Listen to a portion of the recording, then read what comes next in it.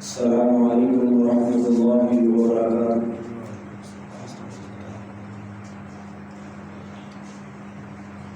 الحمد للہ نحمده ونستعینه ونستغفره ونعوذ باللہ من شرور انفسنا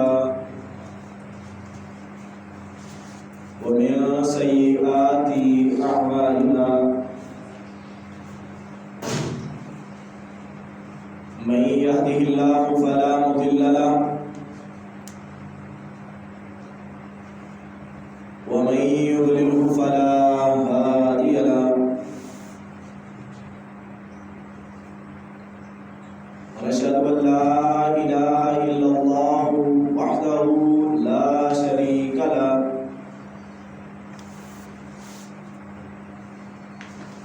وأشهد أن محمدا عبده ورسوله اللهم صل على محمد وعلى آل محمد كما صليت على إبراهيم وعلى آل إبراهيم إنك حميد مجيد اللهم بارك على محمد وعلى آل محمد كما باركت على إبراهيم وعلى آل إبراهيم إنك حميد مجيد أعوذ بالله السميع العليم من الشيطان الرجيم بسم الله الرحمن الرحيم إنما المؤمنون إخوة وقال النبي صلى الله عليه وسلم حق المسلم على المسلم خمس رد السلام وعيادة المريض واتباع الجنائز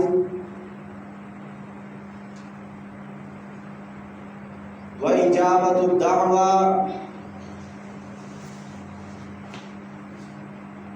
آپ صلی اللہ علیہ وسلم کا یہ فرمان مبارک ہے کہ مسلمان پہ مسلمان کے 6 حق ہیں۔ ایک حدیث کے اندر 6 حق بیان کیے گئے ہیں، ایک حدیث میں 5 حق بیان کیے گئے ہیں۔ یہ جو آیت کریمہ میں نے آپ کے سامنے پڑھی ہے، اس میں اللہ تعالیٰ فرماتے ہیں انما المؤمنون اخوہ، مومنین آپس میں بھائی بھائی ہیں۔ جب مومنین آپس میں بھائی بھائی بن گئے تو اس کے بعد اگلا مرحلہ جو ہے وہ کیا ہے؟ آخر ایک بھائی کا دوسرے بھائی پہ کیا حق ہے؟ تو حضرت ابو ہریرہ سے یہ روایت ہے کہ فرماتے ہیں آپ صلی اللہ علیہ وسلم نے فرمایا مسلمان کے مسلمان پر 5 حق ہیں۔ ان میں سے پہلا حق جو آپ صلی اللہ علیہ وسلم نے بیان کیا فرمایا رد السلام، سلام کو عام کرو۔ سلام کو کیسے عام کیا جائے؟ آپ صلی اللہ علیہ وسلم مکہ سے مدینہ ہجرت کر کے گئے، مدینہ میں پہنچے، سب سے پہلے جو خطبہ دیا اس میں سب سے پہلا لفظ جو کہا تھا فرمایا تھا افشوا السلام واطعموا الطعام، کہ سلام کو عام کر دو، آپس میں سلام لیا کرو۔ جب تم آپس میں سلام لوگے تمہارے اندر محبت پیدا ہوگی۔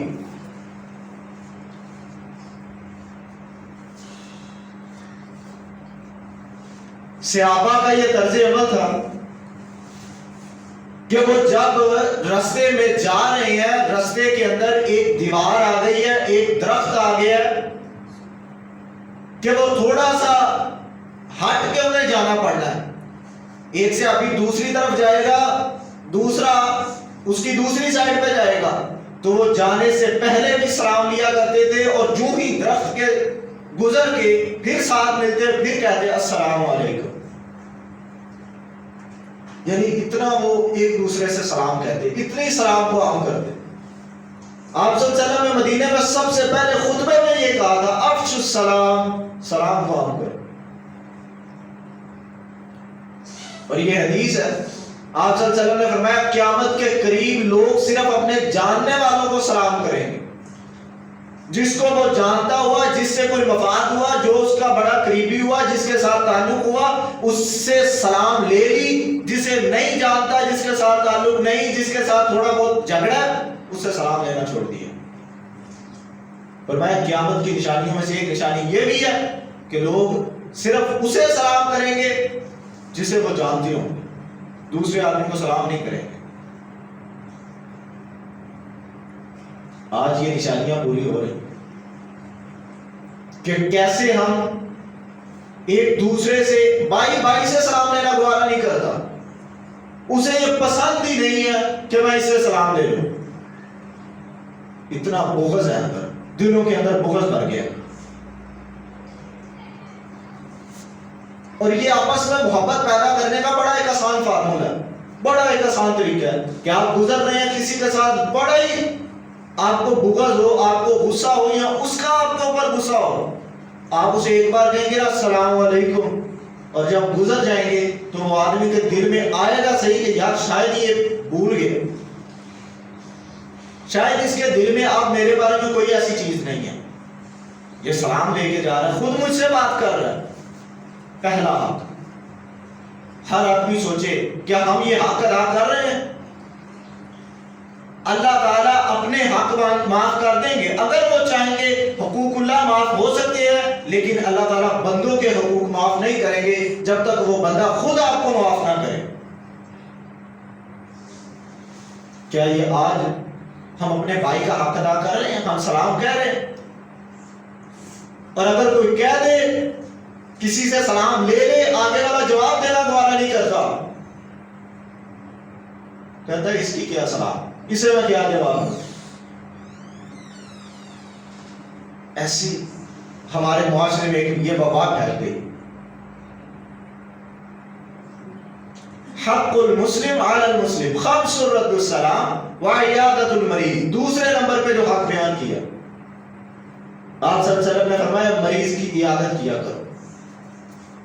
کیا ہے کوئی شخص جو بنا کسی لالچ کے کسی مریض کی عیادت کرنے کے لیے جاتا ہو؟ وعیادت المریض، آپ صلی اللہ علیہ وسلم نے فرمایا اگر ایک شخص صبح فجر کے وقت یا صبح ٹائم جاتا ہے، جا کے مریض کی عیادت کرتا ہے، شام تک اللہ کے 70,000 فرشتے اس کے لیے مغفرت کی دعا کرتے رہتے ہیں۔ 70,000 فرشتے اس شخص کے لیے مغفرت کی دعا کرتے ہیں جو صبح کسی مریض کی عیادت کرنے کے لیے جاتا ہے، اس کا حال چال پوچھنے کے لیے جاتا ہے۔ اور اگر کوئی رات کو جاتا ہے، فرمایا ساری رات اس کے لیے فرشتے 70,000 فرشتے مغفرت کی دعا کرتے ہیں۔ آج ہم جاتے ہیں مولویوں سے دعائیں کراتے ہیں، بڑے بڑے بزرگوں سے دعائیں کراتے ہیں، لیکن جس کے لیے اللہ کے فرشتے دعائیں کریں ان کی کیا فضیلت ہے؟ اللہ کے فرشتے اس آدمی کے لیے دعا کرتے ہیں، اور ہمارے دلوں میں یہ شاید آ گیا کہ ہم اگر کسی کی تیمارداری کرنے کے لیے جائیں گے، اس کا حال پوچھنے کے لیے جائیں گے، ہمارے پاس کوئی پھلوں کا شاپر ہو اس لیے ہم جائیں گے، یا کوئی اچھی چیز ہو ساتھ اس کے لیے لے کے جائیں، نہیں، آپ اپنے گھر والوں سے ہی حال چال پوچھ لیا کریں۔ اپنے گھر میں سب سے زیادہ حق آپ کا آپ کے گھر والوں کے اوپر ہے، آپ ان سے حال پوچھیں، اپنے والدین سے آپ پوچھیں، ان کی طبیعت کے بارے میں پوچھیں، ان کی تیمارداری کریں، اپنے بھائیوں کی تیمارداری کریں، محلے داروں کی تیمارداری کریں۔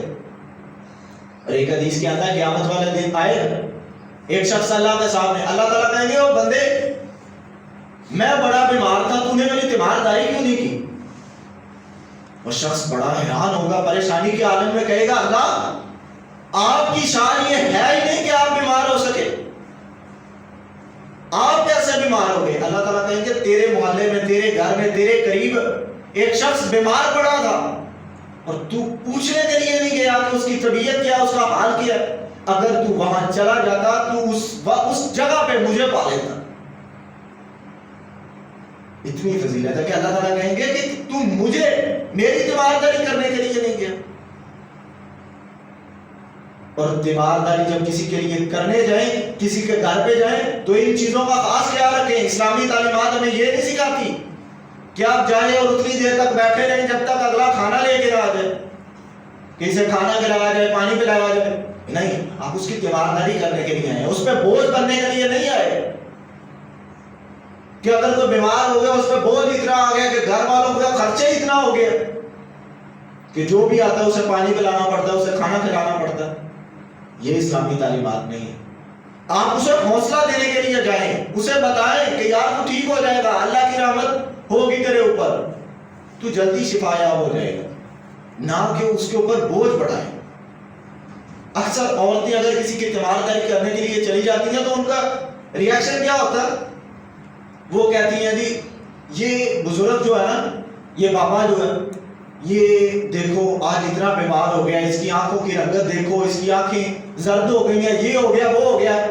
ہمارا بزرگ جو تھا نا وہ بھی اسی حالت میں تھا جب وہ فوت ہوا تھا. اگلے کو موت نہیں پیاری، اسے پریشانی میں ڈال دینا کہ پتہ نہیں بس میرا آخری ٹائم آ گیا.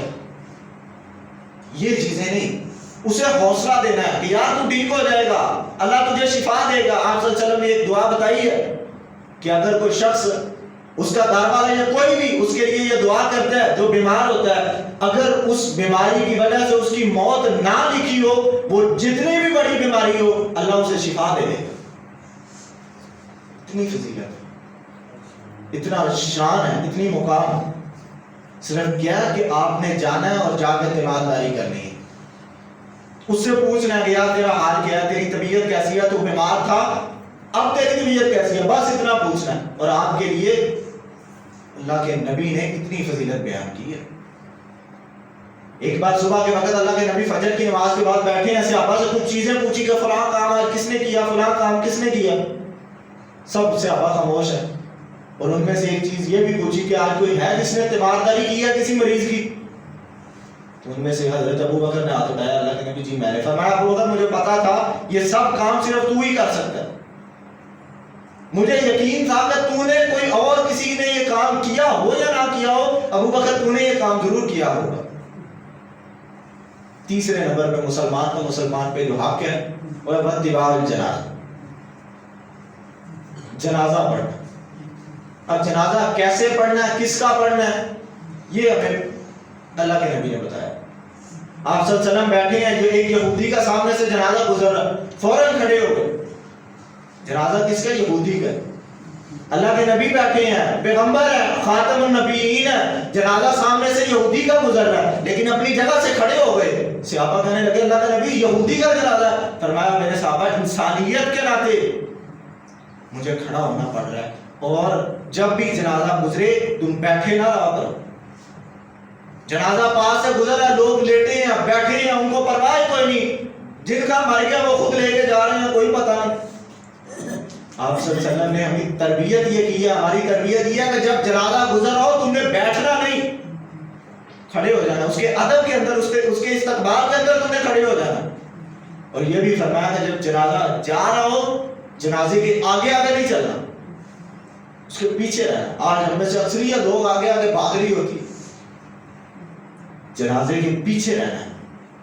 یہ اسلامی تعلیمات ہمیں سکھائیں گے کہ اس کا وہ اگلے مرحلے میں جا رہا ہے. مسلمان کا مسلمان پہ آخری حق جو اس کی زندگی میں ہوگا وہ یہی ہے کہ آپ نے اس کا جنازہ پڑھنا ہے، اس کے لیے دعائیں مغفرت کرنی ہے. آپ صلی اللہ علیہ وسلم نے فرمایا جو آدمی کسی آدمی کو جنازہ پڑھتا ہے، اسے دفن کر کے آتا ہے، قبر میں اس کے اوپر مٹی ڈال کے آتا ہے اور اس کے لیے دعا کرتا ہے، اللہ تعالیٰ اس کے 2 قرات کا ثواب اس کے نامہ اعمال میں لکھ دے. صحابہ فرمانے لگے 2 قرات کا مطلب؟ فرمایا 1 قرات احد پہاڑ جتنی ہے.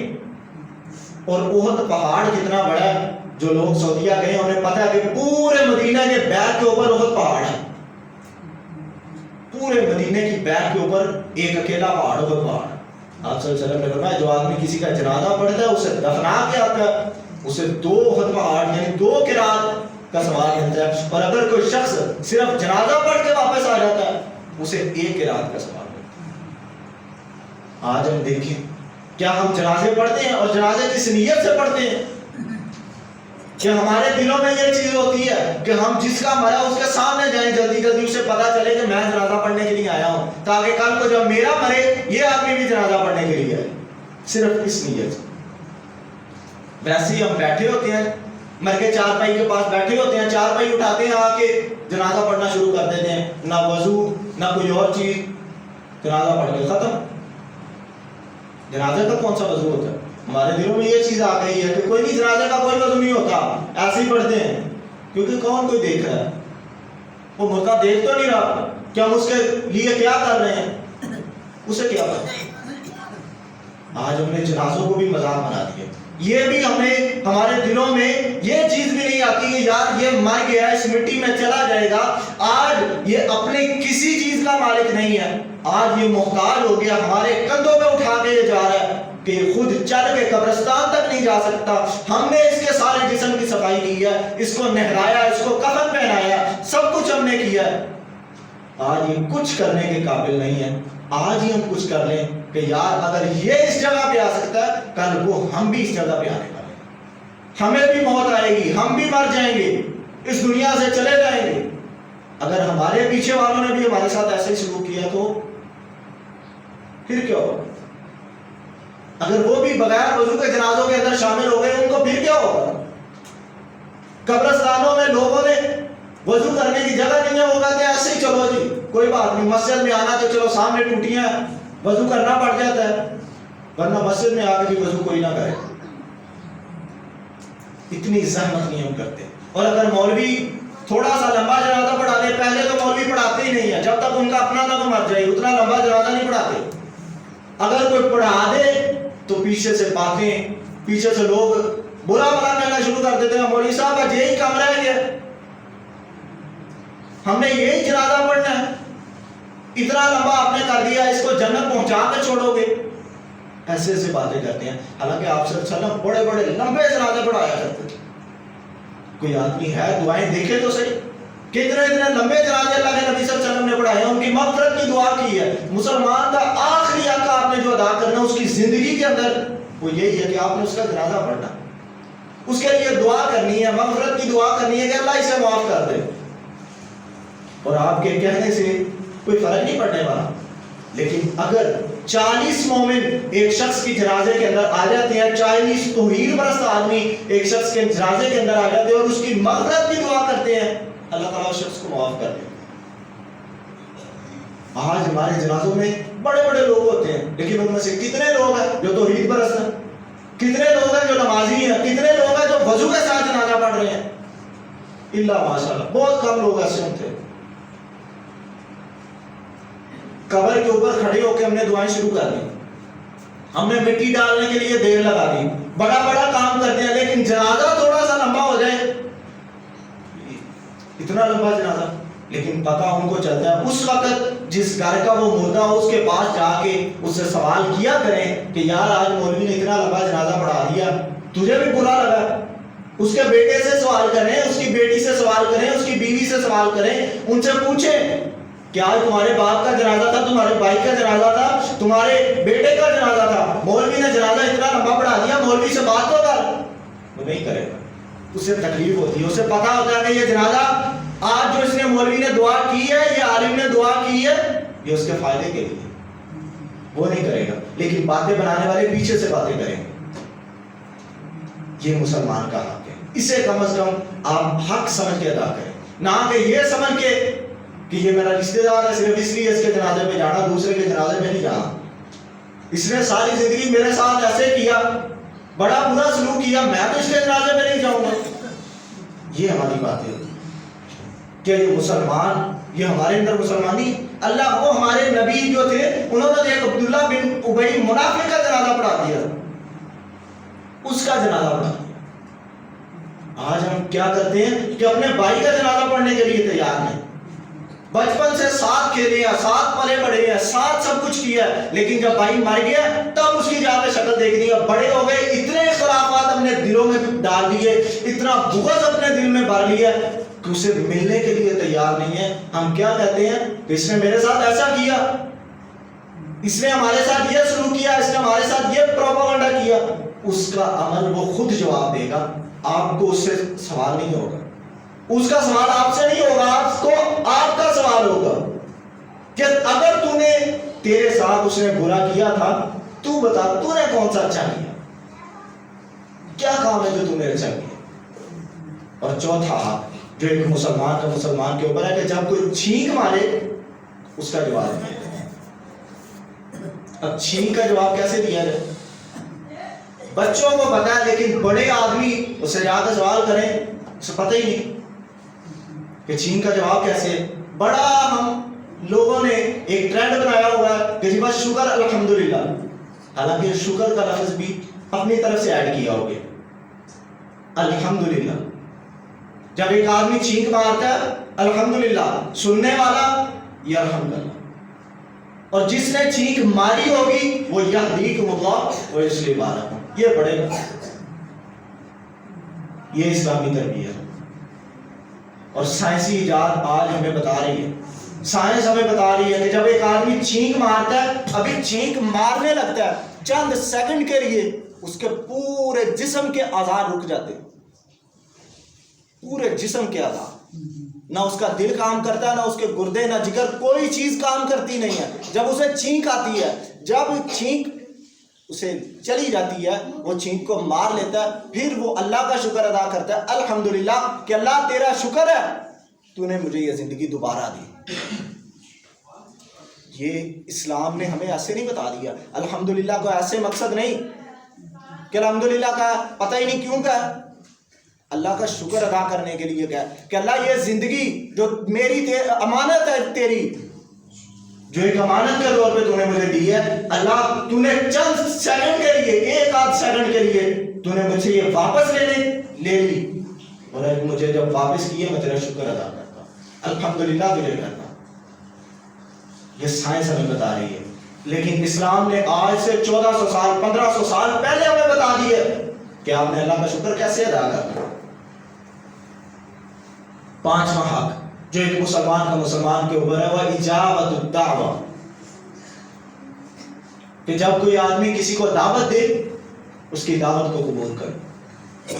آج اگر کوئی شخص ہمیں دعوت دے دیتا ہے، ہمارا سب سے پہلا ذہن میں جو چیز آتی ہے وہ کیا آتی ہے؟ کس نے کیا کھلانا؟ ایک غریب آدمی ہے یا مزدور آدمی ہے، یہ ہمیں کیا کھلائے گا؟ ہم اسے بہانے کر دیتے ہیں، یار میرے پاس ٹائم نہیں ہے، میں فلاں جگہ پہ جانا، فلاں جگہ پہ میری ایمرجنسی ہے.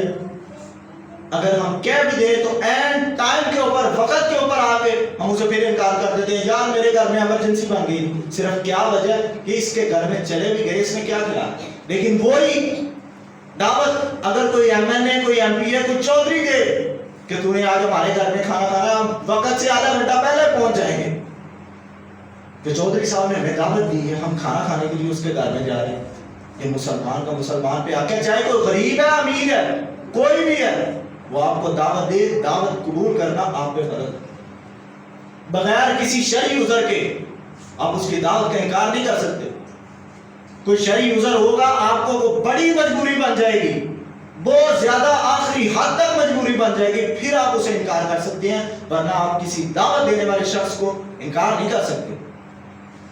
وہ ایک خلوص کے ساتھ، ایک چاہت کے ساتھ آپ کو کہہ رہا ہے کہ آپ کو میں دعوت دے رہا ہوں، اجابت الدعوہ، آپ کو میں دعوت دے رہا ہوں، کھانے کی دعوت ہے، آپ اسے قبول کریں.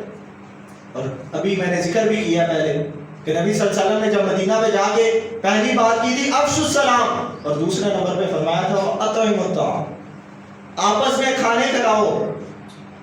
صرف یہ بھی چیز نہیں ہے کہ اگر میں کسی کی دعوت کرتا ہوں یا کوئی میری دعوت کرتا ہے میں کہوں ٹھیک ہے اس نے کہا لیا، میرا کیا حق بنتا ہے.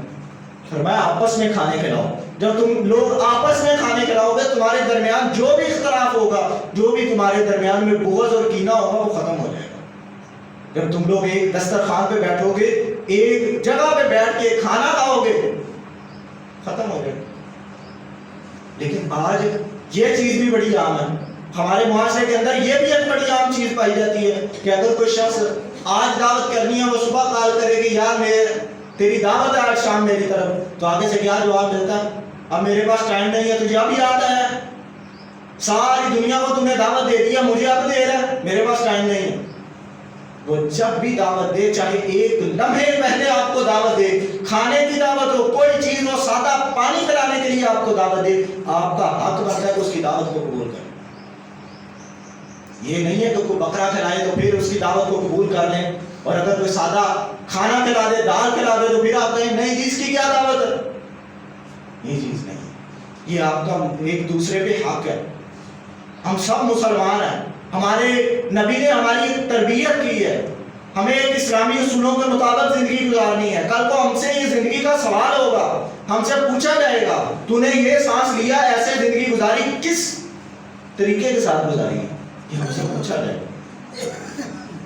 ہم دوسری بھیڑ بکریوں کی طرح نہیں ہیں کہ کوئی جہاں جا رہی ہے اسے جانے دو، کوئی پوچھنے والا نہیں ہے. ہم ایک دائرے میں رہنے والے شخص ہیں. ایک شیر ہے، وہ اگر شکار کرتا ہے تو وہ ایک جانور کا شکار کرتا ہے. اگر کوئی آدمی جیوگرافی یا کوئی پروگرام والا چینل، جو جانوروں والا چینل وہ دیکھتا ہے، اسے پتا ہوگا شیر جب بھی شکار کرتا ہے وہ ایک جانور کا شکار کرتا ہے. شیر کے پاس قانون ہے کہ اس کا شکار کرنے کے لیے قانون ہے، وہ ایک جانور کا شکار کرے گا، اسے کھائے گا، اگر اس سے بچ جائے وہ اسے لے جائے گا اپنے پنجوں سے اور اسے جا کے جھاڑیوں میں چھپا دے گا. جب اسے بھوک لگے گی دوبارہ آ کے پھر اسی جانور کو کھائے گا. اس کے پاس قانون ہے. لیکن ایک بھیڑیا اس کے پاس قانون نہیں ہے. وہ اگر ایک بھیڑوں کی ریوڑ کے اندر آ گیا، وہ سارے کے سارے ریوڑ کو مار دے گا، سارے کے سارے کو مار دے گا، ساری بکریوں کو مار دے گا، اور ان میں سے ایک کھائے گا، اسے بھی آدھا کھا کے چھوڑ کے چلا جائے. اس کے پاس قانون نہیں ہے. شیر کے پاس قانون ہے، بھیڑیے کے پاس قانون نہیں ہے، وہ قانون کے بغیر چلتا ہے. یہ ہمیں اسلام نے سکھایا، ہمیں قانون کے مطابق زندگی گزارنی ہے. ہمیں اسلام نے بتایا کہ تمہیں یہ قرآن دیا، یہ حدیث کی کتاب دی ہے، اس کے مطابق اگر زندگی گزارو گے جنت میں چلے جاؤ گے. اگر اس سے تھوڑا سا بھی بٹ کے رب اٹھا کے تمہیں جہنم کا ایندھن بنا دے گا، نہ اس سے کوئی پوچھنے والا کہ اللہ تم نے مجھے جہنم میں کیوں پھینکا، نہ وہاں کسی کی سفارش کام آئے گی، نہ کسی کا واسطہ وسیلہ کام آئے گا. وہاں اگر کام آئے گا تو صرف ایک اللہ کی رحمت کام آئے گی. اگر وہ کسی پہ رحمت کر دے تو وہ آدمی جنت میں ہے، اگر وہ نہ کرے تو اسے جہنم میں جانا پڑے گا. اللہ سے دعا ہے اللہ ہمیں اسی پر زندہ رکھے اور اسی پر موت دے. واقول قولی ھذا واستغفر اللہ لی ولکم ولسائر المسلمین واستغفروہ انہ ھو التواب الرحیم.